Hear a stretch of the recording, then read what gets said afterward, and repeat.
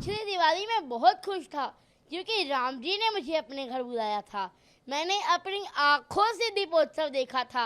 अयोध्या जी में world record बना था। हमने 19 तारीख को मथुरा पुलिस में कंप्लेंट दर्ज की थी और कल हम इन यूट्यूबर्स के अगेंस्ट हमने केस भी दर्ज कर दिया है। दिवाली तो खुशियां मनाने और बांटने का नाम है, लेकिन इस दिवाली इन ट्रोलर्स और यूट्यूबर्स ने मेरी खुशियां छीन ली। मुझे नहीं पता कि क्यों लोग ऐसे कर रहे हैं हमारे साथ, हालांकि बच्चे ने कुछ गलत नहीं किया है। अरे 8-9 साल के बच्चे से तो गलती हो ही सकती है ना। वो सिर्फ भक्ति कर रहा है, वो तो अपना सिर्फ सनातन धर्म का प्रचार कर रहा है। अगर धर्म का प्रचार करने पर ये सज़ा मिलती है क्या? मेरे कान्हा जी को मैं अपने छोटे भाई के रूप में बचता हूँ। उनके साथ बातें करना, मस्ती करना, आनंद करना मुझे बहुत अच्छा लगता है। क्या लोग इस दिवाली किस तरीके से अभिनव मना रहे हैं? क्योंकि जिस तरीके से आपने कहा धमकियाँ मिलें, डर भी होगा, किस तरीके से दिवाली मना रहे हैं? पिछली दिवाली में बहुत खुश था क्योंकि राम जी ने मुझे अपने घर बुलाया था। मैंने अपनी आंखों से दीपोत्सव देखा था। अयोध्या जी में वर्ल्ड रिकॉर्ड बना था और आप सबको भी दीपोत्सव दिखाया था। लेकिन दिवाली तो खुशियां मनाने और बांटने का नाम है, लेकिन इस दिवाली इन ट्रोलर्स और यूट्यूबर्स ने मेरी खुशियां छीन ली। पर कोई बात नहीं, आप सबको दिवाली की हार्दिक शुभकामनाएं और इन सब यूट्यूबर्स और ट्रोलर्स को भी हैप्पी दिवाली। राम भद्राचार्य जी के कार्यक्रम की वीडियो लगातार वायरल हो रही है, इसमें महाराज जी आपको डांटते हुए नजर आ रहे हैं। उन्होंने मंच से उतारने के लिए भी आपको कहा है। क्या पूरा ये वाकया था, कब की घटना थी? वो वीडियो 2023 का है और वो कथा इंदेश महाराज जी के आवास पर हुई थी, जब मैं जगत गुरु रामभद्राचार्य महाराज जी के दर्शन करके राममय हो गया था। और मेरे को मंच की गरिमा नहीं पता थी कि यहाँ पर चुप रहना है, साइलेंट रहना है, और मैंने राम जी के नाम का जयकारा लगा दिया था, जिससे मंच की गरिमा भंग हो गई थी। तब मैं 8-9 साल का था। अरे 8-9 साल के बच्चे से तो गलती हो ही सकती है ना। और तब जगत गुरु रामभद्राचार्य महाराज जी ने मुझे मंच से उतारने को कहा और मुझे डांटा भी, लेकिन ये किसी ने नहीं डाला कि जगत गुरु रामभद्राचार्य महाराज जी ने उसके बाद मुझे अपने रूम में भी बुलाया था। अरे बाल अवस्था में तो गलती हो ही सकती है ना।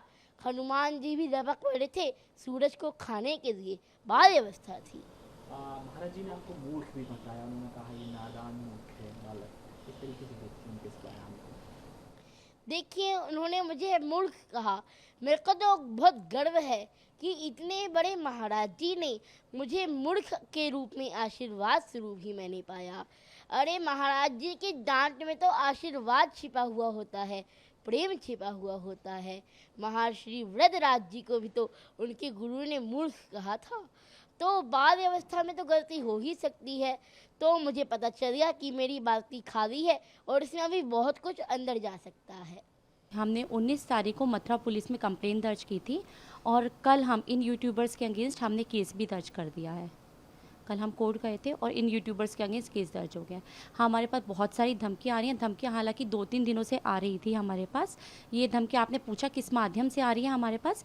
इंस्टाग्राम पे एक नंबर दे रखा है, हमने मेंशन कर रखा है। इसी नंबर पे हमारे पास व्हाट्सएप मैसेजेस आ रहे हैं और कॉल भी आ रही हैं।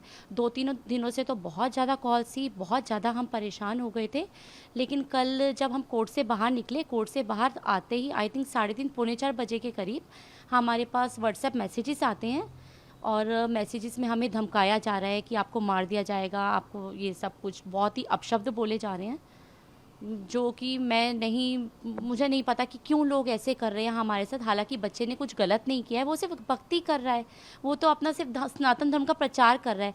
अगर धर्म का प्रचार करने पर ये सज़ा मिलती है क्या? आप खुद बताइए, उसने गलत किया क्या है? क्यों उसे परेशान किया जा रहा है? जो भी यूट्यूबर्स ने, उन्होंने सिर्फ कुछ पैसे कमाने के लिए, उनका क्या उद्देश्य है?